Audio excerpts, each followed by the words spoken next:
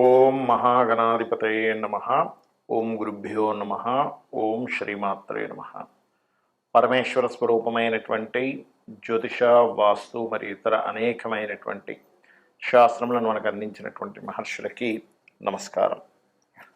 హయగ్రీవ హయగ్రీవ హయగ్రీవేతియోపదేత్ తస్స నిస్సరతే వాణి జన్మకన్యా ప్రవాహవత్. అరుణాం కరుణాతరంగితాక్షీం ధృతపాశాంకుశపుష్పబాణచాపాం అనిమాదిభిరావృతాం మయూకైః అహమిత్యేవ విభావయే భవానీం. శ్రీమాత్రే నమః. ప్రేక్షకులకి ఆ లలితాంబిక అమ్మవారి యొక్క అనుగ్రహం పరిపూర్ణంగా కలగాలని మనస్ఫూర్తిగా కోరుకుంటూ మనం ఈరోజు చెప్పుకోబోయే టాపిక్ ఏమిటంటే, ప్రతి సంవత్సరము మారుతున్నప్పుడల్లా ప్రతి ఒక్కరికి కూడా ఒక ఆశ. ఈ కొత్త సంవత్సరం వస్తుంది, 2025 వస్తుంది, లేదా 2026 వస్తుంది, ఇప్పుడైనా నా జీవితం ఏమైనా మారుతుందా?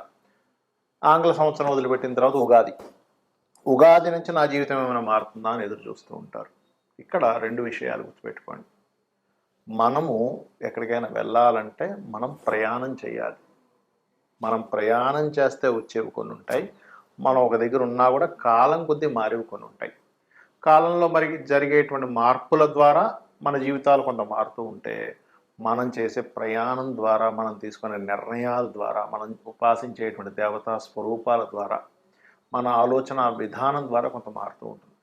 ఆ రకంగా ప్రతి ఒక్కరికి కూడా పలానా నక్షత్రం నాదండి, పలానా రాశి నాది, పలానా లగ్నం నాది అని చెప్తూ ఉంటారు. అందులో పర్టికులర్గా నక్షత్రము, రాశి అనేటువంటి నక్షత్రం 24 గంటలు ఉంటే, రాశి 2.5 రోజులు ఉంటుంది. ఒక 2.5 రోజులకి ఒక రాశి మారుతూ ఉంటాడు చంద్రుడు. కానీ లగ్నం 2 గంటల అటు ఇటుగా, 2 గంటలకి ఒక 5-10 నిమిషాలు అటు ఇటుగా ఉంటుంది ప్రతి లగ్నం కూడా. మరి మీరు జన్మించిన లగ్నం బట్టి మీరు ఎటువంటి ఆలోచన విధానం కానివ్వండి, ఎటువంటి నిర్ణయాలు కానివ్వండి, ఎటువంటి దేవతా ఆరాధన కానివ్వండి, ఎటువంటి విషయాలను పట్టించుకోవాలి, వేటిని వదిలేయాలనేటువంటి విషయాలు మీరు స్పష్టంగా తెలుసుకోగలిగితే మీకు ఏ సంవత్సరం మారుతున్నా ఆనందదాయకంగానే ఉంటుంది. ఆ రకంగా మనం ప్రతి ఒక్క లగ్నానికి ఎటువంటివి పాటించాలి మీరు ఆనందంగా ఉండడానికి అనే విషయాలు మనం చెప్పుకుందాం. అయితే ఈ విషయాలు చెప్తుంది నేనైనప్పటికీ, బయటికి కనబడుతుంది నేనేదో చెప్తున్నట్టుగా ఉన్నప్పటికీ, చెప్పిస్తుంది పలికిస్తుంది అంత లలిత అమ్మవారిగా భావిస్తూ ఒక్కొక్క లగ్నం ఇచ్చా మనం తెలుసుకుందాం. కుంభలగ్నము, కుంభరాశి. కుంభం వారికి కనుక చూసుకున్నట్లయితే ప్రత్యేకంగా ఈరోజు అంటే మనం చెప్పుకోబోయే అంశంలో కుంభం వారికి ఉన్న గొప్ప లక్షణం ఏంటంటే, ఎప్పుడూ ఆనందంగా ఉండవు. వాళ్ళకు ఉండే సహజ లక్షణం హ్యాపీగా ఉన్నదాన్ని ఎంజాయ్ చేస్తూ ఉంటారు. హ్యాపీగా కుంభం న్యాచురల్ 11th కదా. మరి మీకు పూర్వజన్మ కర్మ ఏ రూపంలో వస్తుంది అంటే, తల్లి రూపంలో, లేదా ఒక స్త్రీ రూపంలో, లేదా ఒక మానసికమైన సంఘర్షణ రూపంలో వస్తూ ఉంటుంది. అయ్యో ఇది అవ్వలేదే అని మానసికంగా ఇబ్బంది పడుతూ ఉంటారు. మరి వీరికి అసలు ఏ గ్రహాలకు సంబంధించిన దాన ధర్మాలు చేసుకుంటే మంచిది? పూర్వజన్మ కర్మ ఏ రూపంలో వస్తుంది అంటే, గురువు రూపంలో రావచ్చు, తల్లి రూపంలో రావచ్చు. ఎందుకంటే గురువు తల్లి మంచి చేసే దాంట్లోనే ఉంటుంటారు. కొంత వాళ్ళ ద్వారా మీరు స్ట్రెస్ అయ్యేటువంటిది కూడా ఉంటుంది కుంభలగ్నం వారికి. కాబట్టి ఈ కుంభంలో జన్మించే ముఖ్యంగా లగ్నం అండి, రాశి సెకండరీ, కుంభం గుర్తుపెట్టుకోండి. జన్మించిన వారు ఈ పూర్వజన్మ కర్మ యొక్క దీని నుంచి బయటపడాలి అంటే ముఖ్యంగా మీరు బియ్యము, శనగలు దానంగా ఇవ్వండి కుంభలగ్నం వారు. అలాగే మీ కుంభం నుంచి 6వ స్థానము, 11వ స్థానం అంటే చంద్రరాశుల్లో ఏ గ్రహాలున్నా, గురు రాశుల్లో అంటే మీకు 2వ అధిపతి కూడా గురువు అవుతాడు, లాభాధిపతి గురువు అవుతాడు. ఇక్కడ ధనాధిపతి గురువు అవుతాడు కదండి, నాకు వాటి వల్ల డబ్బులు వస్తాయి అనుకుంటే తప్పు. వస్తాయి, కానీ గురువు బాగుంటే ఇంకా బాగా వస్తాయి డబ్బులు, ధనం. కాబట్టి కర్కాటక రాశిలో ఏ గ్రహం ఉంది, ధనస్సు, మీనరాశులు ఏ గ్రహాలు ఉన్నాయి, వాటికి సంబంధించి దానం ఇవ్వడం ద్వారా మీకు రుణము, రోగము, శత్రుత్వాలు ఖచ్చితంగా తగ్గిపోతాయి. అలాగే వీలున్నప్పుడల్లా కూడా ఓం నమో నారాయణాయ, ఓం మధుసూదనాయ నమః అనే నామస్మరణ మీకు ఖచ్చితంగా మంచి ఫలితాలు ఇస్తుంది. దీంతోపాటు మీ యొక్క కుంభం నుంచి 5వ స్థానం మిథునం అవుతుంది. అక్కడ ఏ గ్రహం ఉంది అనేది చూసుకోండి. అక్కడ ఉండేటువంటి గ్రహ సంబంధించిన ఆరాధన కూడా, అంటే ఉదాహరణకి రవి ఉన్నాడు, సూర్యుడిని ఆరాధించడం, లేదా శివుడిని ఆరాధించడం, చంద్రుడు గౌరీదేవిని, కుజుడు స్కందుడిని లేదా నరసింహస్వామిని, ఇలా ఈ రకంగా ఒక్కొక్క గ్రహానికి అధిష్టాన దేవతలు ఉంటూ ఉంటారు. ఆ రకంగా చేయండి, అన్ని విధాలా మీకు బాగుంటుంది. ఇక్కడ ఏ గ్రహం అంటే ఏ దానము, ఇక్కడ దానాలు 2 రకాలుగా ఉంటాయి. చాలామంది అడుగుతుంటారు, ఏమండి మేము ఆలయంలో పురోహితుడికే ఇవ్వాలా, పేదవాళ్ళకి కూడా ఇవ్వచ్చా? ఖచ్చితంగా ఇవ్వచ్చు. కాకపోతే దాని ఫలితంలో మార్పు ఉంటుంది. అంటే ఎలా అంటే చిన్న ఎగ్జాంపుల్ చెప్తాను చూడండి. మీరు మీ దగ్గర కొంత ధనం ఉంది ఉదాహరణకి. ఆ ధనాన్ని తీసుకెళ్ళి మీ అకౌంట్లో వేయడం ఒక ఎత్తు, అది మీ అకౌంట్లో జమ అవుతుంది. ఆ ధనాన్ని తీసుకెళ్ళి మీ యొక్క అప్పు తీర్చడం మీ ధనమే, కానీ ఇక్కడ ఎవరికి ఇస్తున్నారు? మీ యొక్క క్రెడిట్ కార్డు వాడికి ఇస్తున్నాడు. క్రెడిట్ లైన్ తగ్గుతుంది. ఇక్కడేమో మీరు జమ చేసుకుంటున్నారు బ్యాంకులో.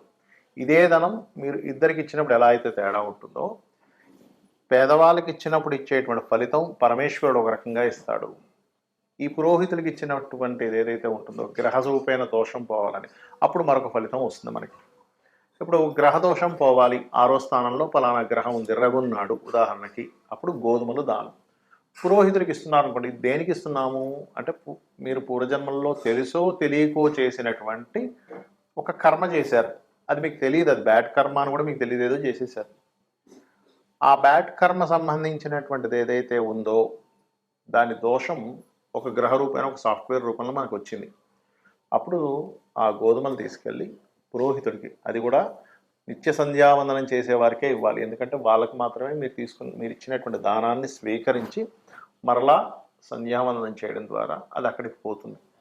అలా మీ సంకల్పం చెప్పుకొని, ఇందులో కూడా చాలా వేరియేషన్స్ ఉన్నాయి. చాలామంది ఏమంటుంటారంటే నాకు ఫోన్ చేసి, ఏమండి టెంపుల్కి వెళ్ళాము దానం ఇద్దామని, అక్కడ ఆ మూలను పెట్టేసి వెళ్ళిపోండి అన్నారు, అలా ఇస్తే మనకి ఫలితం వస్తుందా అని అడుగుతుంటారు. నేను ఒకటి చెప్తాను. మీరు ఒక బ్యాంకు వెళ్ళారు, మీది ఏదో ఎందులోనో ఒక బ్యాంకులో మీకు అకౌంట్ ఉంది. అక్కడికి వెళ్ళి ఆ బ్యాంకులో ఒక మూలం ధనాన్ని పెట్టేసి వచ్చేసారు. మీరు మీ అకౌంట్లోకి వెళ్తుందా?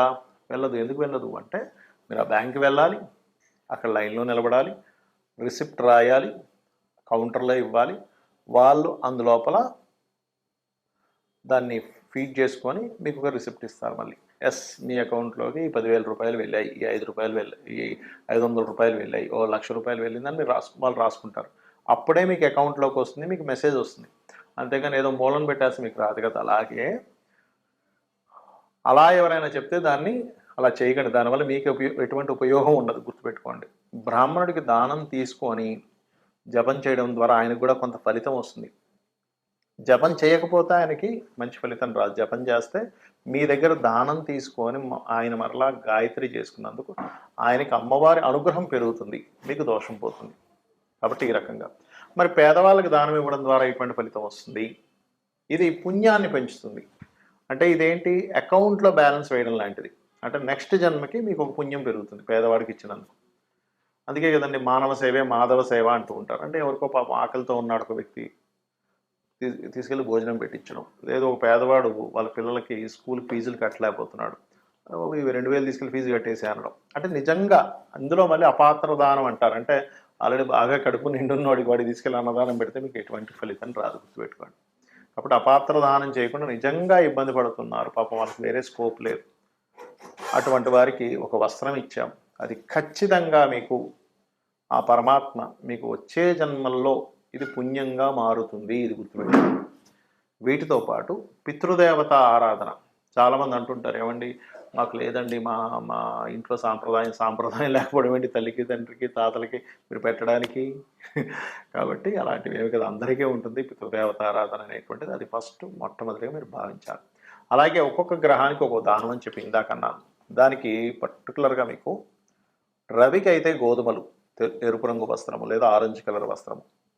చంద్రుడికైతే స్వచ్ఛమైనటువంటి బియ్యం. మీరు ఎప్పుడు ఏ దానం ఇస్తున్నా కానీ అది మీరు తినడానికి ఎంత శుభ్రమైనటువంటిది తెచ్చుకుంటారో అంత శుభ్రమైనటువంటిదే ఇవ్వాలి. ఎందుకంటే మీరు ఇచ్చే పదార్థాన్ని బట్టి ఫలితం ఉంటుంది.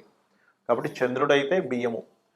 కుజగ్రహ సంబంధించిన దోషం ఉంది, కందులు, ఎరుపు రంగు వస్త్రము.